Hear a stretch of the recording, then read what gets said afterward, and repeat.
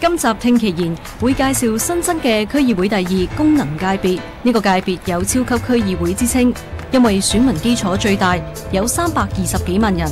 今屆一共有7張參選名單，透過全港單一選區爭奪5個議席。我哋先介紹801至805號名單。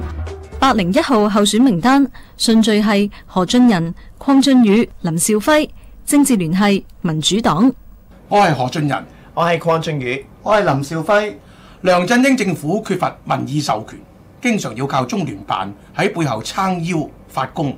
一國兩制、港人治港岌岌可危。我哋參選就係要捍衛一國兩制，爭取落實雙普選，挑戰不公義同埋霸權，重建香港核心價值。9月9號係立法會嘅投票日，請各位支持何俊仁、鄺俊宇、林兆輝團隊。